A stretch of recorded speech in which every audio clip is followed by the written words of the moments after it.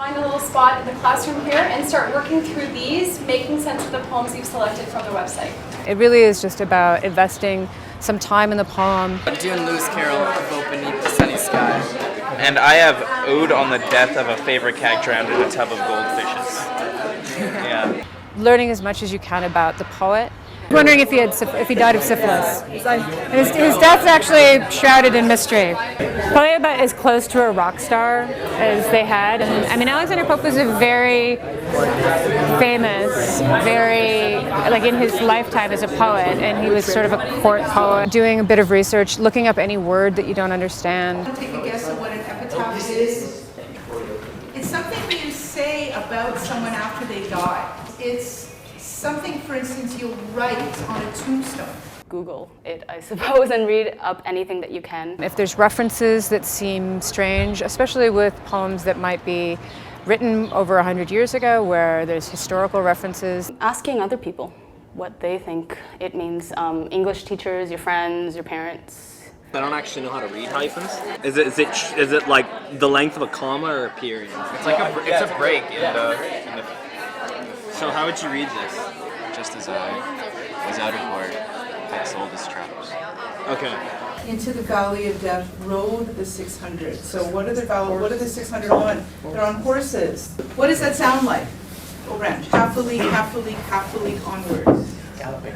That's right. I'm not like well versed in poetry, but like all the poetry that I've read, if they have like some sort of rhyme scheme, it's usually in like some kind of couplet 2 thing. This is all in like threes, like 3 rhymes. But the other thing that confused me is like Tercets, when a stanza is 3-line poem, you will not be quizzed on that later. It's good to work in partners and with people to help keep your understanding of what's happening based on what actually is offered to us in the poem itself. One of the most beautiful things about poetry is to know that you, as the reader and as the person who's selecting this poem to have a relationship with, you have every right to bring your experiences to that poem. For like exam break, I went to my friend's farm for a bit, and I really like that lifestyle. I think it sounds kind of idyllic. Like I don't know if I could actually do it. Well, for me, I think he's talking about a love that he once had. It's kind of like 4 seasons, and it's like the change of him like coming to terms that like his love that he once had is like gone now. It sounded like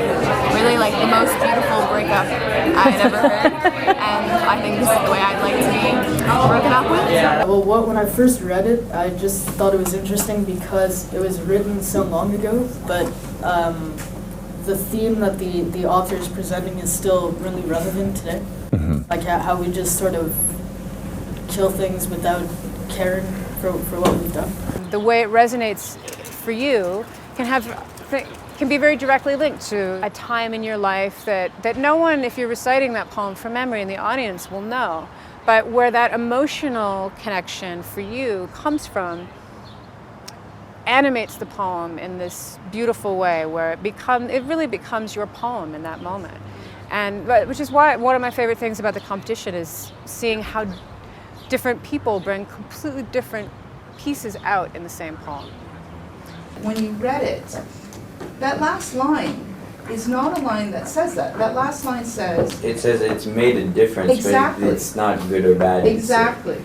It's we don't know what it is. Exactly. So there's an ambivalence in the poem that I think you express really beautifully, and that I think is a reading of the poem we often don't get. Because the reading we get is this glossed over, take a more difficult path and that'll be more rewarding. But